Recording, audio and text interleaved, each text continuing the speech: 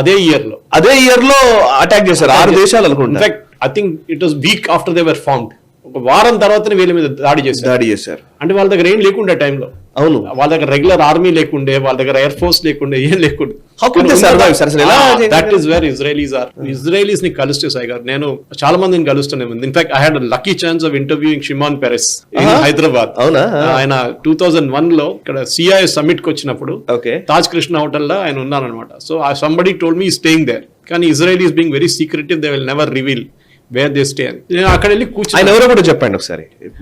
షిమాన్ Perez, the former prime minister of Israel, later became the president of Israel also. Correct. So Shimon Peres garu ఈ చెప్పినట్టు Yitzhak Rabin, Shimon Peres వీళ్ళంతా legends. ఎందుకంటే మీరు Ben Gurion గురించి మాట్లాడుతున్న, Golda Meir గురించి, Israel had so many prime minister. Israel లో ఒక పెద్ద ప్రాబ్లం ఏంటంటే మన దగ్గర అట్లాంటి ఒక స్టేట్ లేదు, కానీ వాళ్ళకి ఎప్పుడు కోయిలేషన్ మీద నడుస్తుంది వాళ్ళ గవర్నమెంట్. వాళ్ళ ఒక పార్టీ లిక్విడ్ పార్టీ కానీ మిగతా పార్టీ వాళ్ళ మెజారిటీ ఎప్పుడు రాదు. సో వీళ్ళది కన్జర్వేటివ్ ఉంటుంది, అంటే ఎక్స్ట్రీమ్ రైట్ జూస్ ఉంటారు వాళ్ళు. ఇంకా మన దగ్గర కట్టర్ హిందుత్వవాది అని చెప్పి విశ్వ హిందూ పరిషత్, బజరంగ్ దళ్ చెప్తారు చూడండి, అట్లా ఒక కేటగిరీ ఉంటారు. They have leftist also. దాని అడ్మిట్లో centre and centre rightist and centre leftist చాలా చిన్న చిన్న పార్టీస్ ఉన్నాయి వాళ్ళ దగ్గర. ఈ కోయిలేషన్లే పనిచేస్తారు, ఒక కాంప్రమైజ్ చేయాల్సి వస్తుంది. కానీ వాళ్ళ మీద ఎప్పుడైనా దాడి చేస్తే వాళ్ళందరూ, in fact leader of opposition is now in the cabinet. Netanyahu cabinet లో ఉన్నారు ఆయన అప్పుడు. ఎందుకంటే యుద్ధం జరిగినప్పుడు వాళ్ళు అన్ని మర్చిపోయి మా దేశం కోసం మేము పోరాడతాం, because survival is at stake వాళ్ళకి. అరబ్ కంట్రీస్ ఏమంటారు సాయి గారు, ఇప్పుడైతే ఈజిప్ట్ ఏం మాట్లాడలేదు, జార్డన్ మాట్లాడలేదు. దే సెడ్ ఇజ్రాయెల్, ఇరాన్ ఒక్కరే చెప్తున్న స్టేట్మెంట్ అంటే ఇప్పుడు కూడా Israel has no right to exist. Israel ఉండడానికి ప్రసక్తే లేదంటున్నారు, వాళ్ళు ఫినిష్ చేసేసేయాలి. That is what Iran wants to do. దీనికన్నా ముందు ఈజిప్ట్ ఇదే లాంగ్వేజ్ మాట్లాడుతుంటే, జార్డన్ మాట్లాడుతుంటే, సిరియా మాట్లాడుతుంటే, సౌదీ, ఇన్ఫాక్ట్ సౌదీ ఉండే. కానీ Saudi very careful. Kingdom of Saud కి వాళ్ళకి థ్రెట్ ఇస్లామిస్ట్ నుంచి ఉంది థ్రెట్.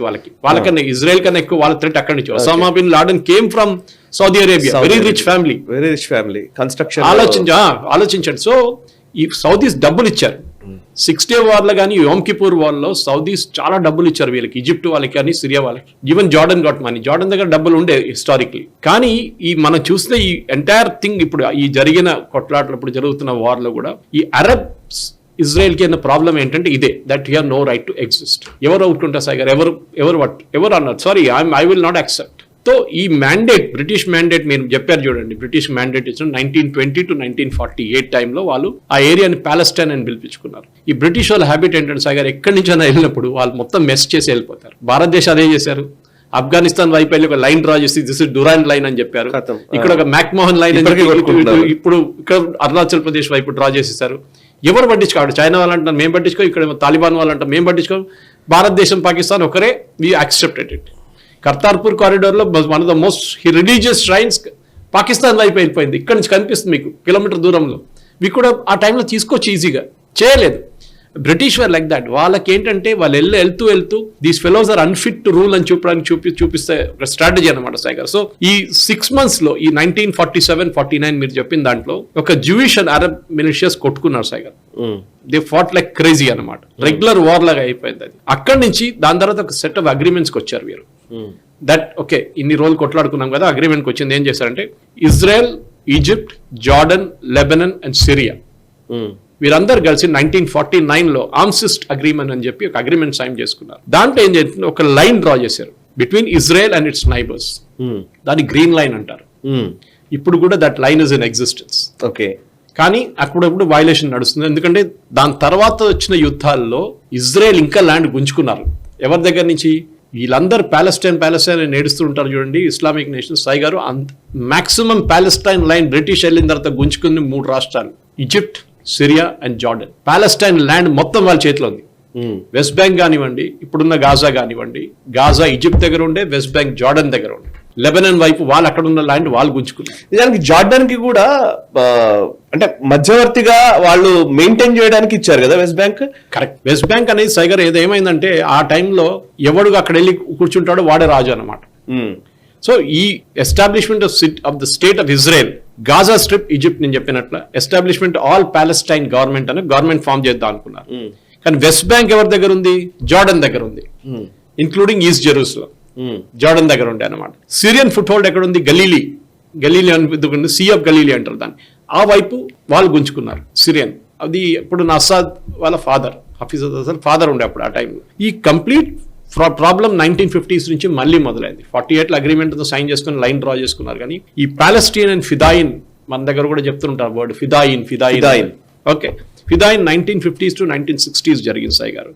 కంప్లీట్ గా అప్పుడు ఏం చేశారంటే ఇజ్రాయెల్ డిఫెన్స్ ఫోర్సెస్ కొంచెం డెవలప్ అయిపోయారు. అప్పుడు దాకా బేసిక్ ఎయిర్ క్రాఫ్ట్ అంతా వాళ్ళు అమెరికా నుంచి అప్పటి నుంచో తెప్పించుకోవడం మొదలు పెట్టారు వాళ్ళు. And one thing we should realise, Jewish అనగానే మనకి ఎప్పుడు పాత బుక్స్ లో షైలాక్ అని చెప్పి ఒక క్యారెక్టర్ ఉంటుంది మనం చదువుకున్నప్పుడు. మనీ లెండర్, డబ్బులు ఇస్తారు. నువ్వు షైలాక్ అని అడుగుతారు. అంటే మొత్తం అంత interest rate, high interest rate వీళ్ళు ఫైనాన్స్ లో కానీ మర్చెంట్ ఆఫ్ వెనిస్ అనేది ఉంటుంది. So you have this character of Shylocks. వీళ్ళ డబ్బులు వీళ్ళ అన్నిటికంటే పవర్ఫుల్. ఎక్కడ వెళ్ళినా కానీ Jew will be in charge of finance. మీరు వాల్ స్ట్రీట్ తీసుకోండి, మీరు ఎక్కడైనా తీసుకోండి, that American or British or even European countries, Jews దగ్గర ఉంటుంది. వాళ్ళ దగ్గర డబ్బులు. నా లేటర్ ఆన్ డబ్బులు వచ్చిన తర్వాత వాళ్ళకి అర్థమైంది నెక్స్ట్ కావాల్సింది ఏంటంటే మీడియా. ఎక్కడ చూడండి అక్కడ మీడియా కొనుక్కున్నారు వాళ్ళు. వాళ్ళకి అర్థమైపోయింది ఒపీనియన్ చేంజ్ చేయాలంటే మీ దగ్గర మీడియా ఉండాలి. డబ్బులు అయితే ఉంది మా దగ్గర, we need media. Which is why ఇప్పుడు కూడా అమెరికాలో ఏ ప్రెసిడెంట్ వచ్చినా కానీ భయపడతారు, జ్యూస్ని భయపడతారు. జ్యూస్ మీద అసలు మేము సపోర్ట్ చేయమని ఎప్పుడు చెప్పరు. ఈవెన్ అది ఎవరైనా ఉన్నాయండి, ఒబామా కానివ్వండి, క్లింటన్ కానివ్వండి, ఇప్పుడు ట్రంప్ కానీ, నడుమిట్లో బైడెన్ కానీ, ఎవరున్నా కానీ they will never agree to it. They will always ensure. అంత ప్రెషర్ పెడతారు సాయి గారు. నిజానికి ఇప్పుడు మనం డీప్ స్టేట్ అంటున్న వాటిలో రాత్షైల్డ్ దగ్గర నుంచి ఇప్పుడున్న జార్జ్ సోరోస్ వరకు అందరూ చూసే చాలా వరకు అందరూ దే ఆర్ ఆల్ జ్యూస్. ఇప్పుడు మీరు ఫిలిప్ కోట్లర్ వీళ్ళందరూ సినిమాలో స్పీల్బర్గ్ సినిమాలో చేస్తాడు. ఇది ఎందుకంటే వాళ్ళకి ప్రాబ్లం ఎక్కడ వచ్చిందంటే సాయి గారు, మనం కొంచెం స్కిప్ చేయాల్సి వస్తుంది. కానీ వీల్ గో దేర్ ప్లీజ్. ఎందుకంటే మనం ఈ సెకండ్ వరల్డ్ వార్ లో వాళ్ళ మీద జరిగిన అత్యాచారాలు అక్కడి నుంచి మొదలు పెట్టాలంట. Why Jews became Jews like that? ఎందుకు why did Hitler have to target Jews? వాళ్ళు జ్యూస్ తో ఏం గొడవ ఆయనకి? ఆయన కొట్లాడ ఫ్రాన్స్ తో నుండే, ఆయన కొట్లాడ రష్యాతో నుండి. జ్యూస్ ఎక్కడికి వచ్చారు నడుమిట్లా? ఏ ల్యాండ్ లేని జ్యూస్ మీద ఎందుకు పడ్డాడు? Because Hitler also realised that threat అనేది జ్యూస్ దగ్గర నుంచి ఉంటుంది. అందుకని దానికోసం గ్యాస్ చేంబర్లు పెట్టి వేలాది మందిని చంపేశారు. మన అందరు that's a part of history అన్నమాట. కానీ దాని మీట్లో సాయి గారు ఇంకోటి జరిగింది అనమాట. సూయస్ క్రైసిస్ అని చెప్పి క్రైసిస్ జరిగింది సూయస్ కెనాల్లో. మనకు అందరు తెలుసు Suez canal is a narrow canal, Panama canal లాగానే it connects between 2 continents, 2 major seas. చిన్న రూట్. ఇది వీళ్ళ దగ్గర ఉండే సూయస్ కెనాల్ ఈజిప్ట్ దగ్గర ఉండే, కానీ అమెరికన్ అండ్ బ్రిటిష్ వాళ్ళు నడిపిస్తుండే అది కొంచెంసార్లు. వీళ్ళు ఏం చేశారంటే 1956లో అనుకుంటాను వీళ్ళు దాడి చేశారు దాని మీద. ఈజిప్ట్ ఏం చెప్పారంటే మాకు పెద్ద డ్యామ్ కట్టాలి, అస్వాన్ డ్యామ్ అని ఒకటి ఇప్పుడు కూడా ఉంది సాయి గారు, అస్వాన్ డ్యామ్. ఈ అస్వాన్ డ్యామ్ కట్టడానికి బ్రిటన్ అండ్ అమెరికా డబ్బులు ప్రామిస్ చేశారు, మేము మీకు ఫైనాన్స్ చేస్తాము. దాన్ని బట్టి సూయస్ కెనాల్ ఒక రైట్స్ వీళ్ళకి ఇచ్చారు.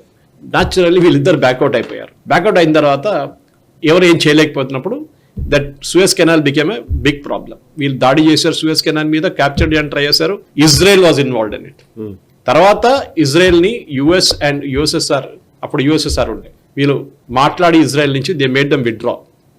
కానీ అప్పుడు కూడా వాళ్ళ సదర్న్ బార్డర్ గా మెయింటైన్ చేసుకున్నారు దాన్ని. సో డెఫినెట్లీ ఈ స్ట్రైట్స్ ఆఫ్ టిరాన్ అంటారు దాన్ని, ఆ ఏరియా నుంచి అన్నమాట. ఇదొకటి జరిగిన తర్వాత నెక్స్ట్ మన హిస్టారికల్ గా వచ్చింది, మనం 1960 దాకా వచ్చాం సాయి గారు. ఇప్పుడు now we are getting into 1967 June. Okay, the 6-day war. హిస్టరీలో కొన్ని మూమెంట్స్ ఉంటాయి Sai garu. These are turning moments of history అంటారు. 6-day war was that. 6-day war లో ఇజ్రాయెల్ అండ్ అరబ్ నేబర్స్ అందరు కలిసి ఇజ్రాయెల్ మీద దాడి చేశారు. ఎవరు? Egypt, Jordan, Syria. ఇది కాకుండా support from Iraq, Saudi Arabia, Kuwait, Algeria and many other Arab countries. వీళ్ళందరు డబ్బులు లేకుంటే ట్రూప్స్ పంపించారు. కానీ ఇంత ఉన్నా కానీ ఇజ్రాయెల్ కొట్లాడి గెలిచారు ఆ వార్. ఐ మీన్ అది history is like that. They had so many generals who are like, వాళ్ళ పేర్లు వింటేనే మనకు వావ్ ఇట్లా మనుషులు కూడా ఉంటారా అని చెప్పేసి. They fat like that. అంతా చేసి వాళ్ళు ఏం చేసుకున్నారంటే వాళ్ళ టెరిటరీ ఎక్స్పాండ్ చేసుకున్నారు. కొట్లాడడానికి వచ్చిన వాళ్ళ టెరిటరీ పోయింది. ఇన్ని దేశాలు కలిసి కొట్లాడితే కూడా Egypt, Jordan and Syria lost the territory. ఎవరి టెరిటరీ? పాలెస్టైన్ టెరిటరీ వాళ్ళు ఉంచుకున్నారు. But America was supporting them, right? Israel అప్పుడు ఉన్నాయి, కానీ అమెరికా అంత టైంలో ఇజ్రాయెల్ తో అంత క్లోజ్ లేదు ఆ time. They were developing that relationship. కానీ అంత ఒక ఇప్పుడున్న రిలేషన్షిప్ అప్పుడు లేకుండా సాయి గారు. ఓకే. అండ్ 6-day war లో కూడా ఎందుకంటే 1948లో state of Israel came into being. అవును. అండ్ దెన్ వీఆర్ టాకింగ్ 1960 ఒక 12 సంవత్సరాలు మాట్లాడుతున్న తర్వాత జరిగిన అన్నమాట ఇదంతా. సో వాళ్ళకి టైం లేకుండా ఎక్కువ ప్రిపేర్ చేయడానికి కూడా, కానీ they developed over a period of time. దాని తర్వాత ఏం చేశారు వీళ్ళు, కంప్లీట్ పర్పుల్ లైన్ డ్రా చేసుకున్నారు Israel. West bank, Jerusalem including Jerusalem, Jordan దగ్గర నుంచి గుంజుకున్నారు, గోలాన్ హైట్స్ సిరియా దగ్గర నుంచి. అది కాకుండా సైనాయ్ and Gaza from Egypt. Palestine అని మాట్లాడుతున్న వీళ్ళు ఈ ల్యాండ్ గాజా కానివ్వండి, వెస్ట్ బ్యాంక్ అంతే మొత్తం వీళ్ళ చేతిలో ఉండే, ఒకటి ఈజిప్ట్ వైపు, ఒకటి జార్డన్ వైపు. ఇప్పుడు now they are independent. They should thank Israel for it. లేకుండా అది it was part of Jordan. దానికోసం ఎప్పుడు అంటారు చూడండి, ఈ పాలస్టీనియన్ వాళ్ళ ఒక స్లోగన్ ఉంటుంది, from the river to the sea is our land. నడిమిట్లో ఇజ్రాయెల్ ఉంది, ఇటువైపు వెస్ట్ బ్యాంక్, ఇటువైపు గాజా, ఇటువైపు జార్డన్ సీ, ఇటువైపు sea, Mediterranean sea. So that is why Israel say sorry, from river to sea ఉండదు మీకు. దానికోసం మీరు హార్వర్డ్లో కానివ్వండి, యూనివర్సిటీ ఆఫ్ పెన్సిల్వేనియా, ఇట్లాంటి మనం అమెరికాలో చూసిన ప్రొటెస్ట్ చూడండి, దాంట్లో they use slogan from the river to the sea the land is ours అని చెప్పి. కాదు. సో ఇది పెద్ద ఈ 60 వార్ జరిగిన తర్వాత ఇంకొక వార్ ఉండేది సాయి గారు, మీరు చెప్పిన యుద్ధాల మీద యుద్ధాలే కంటిన్యూస్. ఇప్పుడున్న జనరేషన్ టీవీలో ఇదన్నీ చూపిస్తున్నప్పుడు వాళ్ళకి తెలిసిపోతుంది, ఆ టైంలో టీవీ ఛానల్స్ ఎక్కువ లేకుండా. ఇది నెక్స్ట్ వార్ ఆఫ్ అట్రిషన్ అని చెప్పేసి 67 to 70. దీంట్లో Egypt, USSR, Jordan, Syria and of course Palestine Liberation Organisation, కొత్త ఆర్గనైజేషన్ వచ్చింది. ఇది రోన్బో కోalition కొట్లాడారు. అక్కడ కూడా ఈజిప్ట్ దగ్గర నుంచి సైనా గుంజుకున్నారు, రీక్యాప్చర్ చేసుకున్నారు. వాళ్ళు గుంజుకున్నారు ఈజిప్ట్ ఫస్ట్, దాని తర్వాత they got it back later on. కానీ అన్నిటికంటే ఇంపార్టెంట్ ఏంటంటే సాయి గారు, పాలస్టైన్ లిబరేషన్ ఆర్గనైజేషన్ అప్పుడు పైకి వచ్చింది. అరాఫత్, యాసిర్ అరాఫత్. మన దగ్గర Indira Gandhi used to treat him like head of state, but they were terrorist organisation. ఇప్పుడు అందరు అంటారు, ఇంగ్లీష్ లో ఒక సేయింగ్ ఉంది, one man's terrorist is another man's freedom fighter అంటారు. ఓకే, మనమేమో వాళ్ళని టెర్రరిస్ట్ అంటాం, వాళ్ళు అంటారు మా ఫ్రీడమ్ ఫైటర్స్ అంటారు. మన కాశ్మీర్లో కూడా స్టేట్మెంట్ అప్పుడప్పుడు వింటుంటాం మనం. సో ఈ జరిగిన తర్వాత నెక్స్ట్ 1973, అప్పటిదాకా ఇజ్రాయెల్ చాలా పవర్ఫుల్ అయిపోయారు, వాళ్ళ ఎయిర్ ఫోర్స్ కానివ్వండి అని. వాళ్ళు 6 to 26, 1973 అరబ్ స్టేట్స్, మళ్ళీ వీళ్ళకి అసలు వీళ్ళు కూర్చోలేకపోతున్నారు ఇజ్రాయెల్ మీద. ఈజిప్ట్ అండ్ సిరియా దాడి చేశారు. యామ్ కిపుర్ అని చెప్పి, it's one of the holiest days of Jewish calendar. వాళ్ళు ఎవ్వరు ఆ రోజు పని చేయరు, ఏం చేయరు. నేను చెప్పాను చూడండి, సబాత్ లాగా అనమాట. కానీ this is even more serious. మన దగ్గర దసరా, దీపావళి లాంటి ఒక పెద్ద పండుగ అది వాళ్ళది. ఆ రోజు దాడి చేశారు, Yom Kippur war. That is why that word is called that Yom Kippur war అనమాట. సో వీళ్ళేం చేశారు, ఈజిప్ట్, సిరియా సర్ప్రైజ్ అటాక్ చేశారు జూయిష్ హాలిడే రోజు. వీళ్ళు సీజ్ ఫైర్ లైన్స్ క్రాస్ చేసి గోలాన్ హైట్స్ నుంచి వచ్చారనమాట, సైనా అండ్ గోలాన్ హైట్స్ నుంచి. దాని తర్వాత కూడా మళ్ళీ ఓడిపోయారు. They have to retreat. Golan Heights and Sinai both was with Israel అనమాట. ఇప్పుడు కూడా వాళ్ళు పార్షియల్ కంట్రోల్ మెయింటైన్ చేసుకుంటున్నారు దాని మీద. సో ఈ పాలస్టైన్ లిబరేషన్ ఆర్గనైజేషన్ ఒక్కటే వీళ్ళ ప్రెషర్ పెట్టడం మొదలు పెట్టారు వీళ్ళ మీద, ఇజ్రాయెల్ మీద. టెర్రరిస్ట్ అటాక్, దాంట్లో అన్నిటికంటే ఫేమస్ టెర్రరిస్ట్ అటాక్ మన అందరికి తెలుసు, వాజ్ ద మ్యూనిక్ ఒలింపిక్స్. లో అథ్లెట్స్ చంపేసి 11 మంది చంపారు. ఇజ్రాయెల్ చంపిన టెర్రరిస్ట్ అందరినీ ఒక్కడి తర్వాత ఒక్కడు, last guy was killed 10 years later, 10 సంవత్సరాల తర్వాత చంపారు. విడవలేదు వాళ్ళు. కానీ then never wrath of God. ఇంకోటి చాలా ఇంపార్టెంట్, మీకు ఒకటి గుర్తుంటుంది, వాస్ ద ఆపరేషన్ ఎంటెబే. అది చాలా అసలు పాలస్టైన్ లిబరేషన్ వాళ్ళు ఒక ఎయిర్ ఫ్రాన్స్ ప్లేన్ ని తీసుకెళ్లి కంపాలా తీసుకెళ్లారు, Uganda capital. Because Idi Amin was a big show off and supporter of PLO. ఇక్కడి నుంచి ఒక 6 పెద్ద aircraft, transport aircraft, fighter jets 26 రాష్ట్రాల మీద నుంచి ఫ్లై చేసి వెళ్ళి కంపాలాలో దిగి, వాళ్ళందరూ ఎక్సెప్ట్ 3 హాస్టేజెస్, వాళ్ళు 3 హాస్పిటల్ ఉన్నారు, మిగతా అందరిని రెస్క్యూ చేసి అందరిని చంపేసి టెర్రరిస్ట్ ని రిటర్న్ తీసుకొచ్చారు. In fact the only casualty in that entire operation was the commander of the operation, Benjamin Netanyahu తమ్ముడు Ibrahim Netanyahu. So that is connection of Israel అన్న. వాళ్ళ దాంట్లో మన దగ్గర పొలిటీషియన్స్ లాగా కాదు, వాళ్ళ పిల్లలు కూడా ఉంటారు. కాన్స్క్రిప్ట్, దే హ్యావ్ 3 సంవత్సరాలు కంపల్సరీ ఆర్మీ సర్వీస్ అందరికీ. Every citizen of Israel has to undergo a training. ఎప్పుడు ఏ దాడి జరుగుతుందో చెప్పలేము, ఎప్పుడు ఏ సూసైడ్ బాంబర్ వస్తుందో చెప్పలేము, ఎప్పుడు ఈ టెర్రరిస్ట్ వచ్చి ఫైర్ చేస్తారు. You have to be prepared for it. Reservist అంటారు. ఇప్పుడు చూస్తున్న డైలీ ఒక 22, 23, 24 సంవత్సరాల అబ్బాయిలు చనిపోతున్నారు చాలా మంది. They all reservist. వాళ్ళకి ఉద్యోగం ఉంది, కానీ they come to fight a war for their country. మన దగ్గర నేర్చుకోవాలి. రాహుల్ గాంధీ అడుగుతుంటారు చూడండి, ఏం చేశారు, అది చేశారు, ఇది చేశారు. You serve the army, then you will know the problem. చేయరు, ఎయిర్ కండిషన్ రూమ్ లో కూర్చొని మాట్లాడతారు. ఇది వీళ్ళదన్నమాట. సో ఈ ఇంతఫాదా, ఫస్ట్ ఇంతఫాదా అని జరిగింది. ఇంతఫాదా కూడా పెద్ద కాంట్రవర్సీ, ఆ వర్డే కాంట్రవర్సీ అనమాట. Palestinian uprising against the state of Israel. అది కూడా ఆల్మోస్ట్ 87 నుంచి 93 దాకా జరిగింది సాయి గారు. ఇంతిఫాదా. దాని తర్వాతనే 1995లో ఒక పీస్ అగ్రిమెంట్కి వచ్చారు. దట్ ఈస్ ఆస్లో అకార్డ్ అంటారు దాన్ని.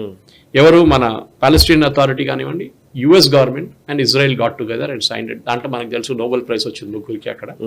సో అదే ఇప్పుడు ట్రంప్ కూడా అదే కావాలంటున్నాడు, నేను కూడా జారీ చేస్తే నాకు కూడా ఒక నోబెల్ ప్రైజ్ వస్తుంది కదా అని చెప్పేసి. కానీ అన్నిటికంటే పెద్ద ప్రాబ్లం ఎక్కడ మొదలైందంటే ఇరాన్తో మొదలైంది సార్. ఇప్పుడు వీళ్ళందరూ క్వైట్ అయిపోయారు.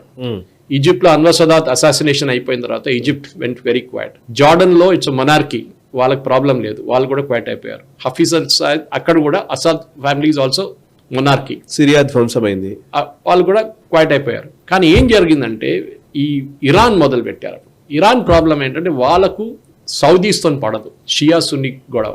వీళ్ళేం చేశారు, వీళ్ళ ప్రాక్సీస్ని మొదలు పెట్టారు. ఫస్ట్ హెజ్బుల్లాని లెబనన్లో పెట్టారు. Lebanon was a Christian country Sai గారు. ఇదివరకు ఇప్పుడు కూడా 16% మంది క్రిస్టియన్స్ ఉన్నారు. మిగతా అందరు పారిపోయారు ఎక్కడి నుంచి Christians. Today it become an Islamic country. కానీ ఆ టైంలో లెబనన్లో వీళ్ళు టెర్రరిస్ట్ని తెచ్చి పెట్టుకున్నారు, హెజ్బుల్లా. ఇటువైపు గాజాలో హమాస్, అటువైపు హూతీలు 3H. హూతీస్ ఇప్పుడే వచ్చారు, మొన్న యెమెన్లో ఒక రివాల్ట్ జరిగిన తర్వాత హూతీస్ వచ్చారు. కానీ హెజ్బుల్లా అందరికన్నా స్ట్రాంగెస్ట్ అనమాట. హమాస్ అంత స్ట్రాంగెస్ట్ కాదు హమాస్. హెజ్బుల్లాకి వీళ్ళు ఏం చేశారు, మొత్తం మిసైల్స్ ఇవ్వడం మొదలు పెట్టారు ఇరాన్. డబ్బులు, మిసైల్స్. ఎందుకంటే వీళ్ళకి వీళ్ళ స్ట్రాటజీ ఏంటంటే ఇజ్రాయెల్ మీద గొడవ ఉంది వీళ్ళకి, ఇరాన్కి. కానీ అన్నిటికంటే ఇస్లామిక్ వరల్డ్ లో క్యాలిఫేట్ ఎవరు? టర్కీ అంటారు మేము caliphate. Saudi Arabia says we are the custodian of the 2 of the holiest sites, Mecca and Medina. ఇటువైపు ఇరాన్ ఏమంటున్నారంటే మేము కూడా పెద్ద రాజు. అండ్ బికాస్ షియాస్ కి దేర్ పాపులేషన్ వైజ్ వాళ్ళు చాలా తక్కువ, 10% కూడా లేరు ముస్లిం పాపులేషన్. సో వాళ్ళు ఇన్ఫ్లుయెన్స్ చూపించడానికి వీళ్ళని ఫైనాన్స్ చేయడం మొదలు పెట్టారు. ఎవరు?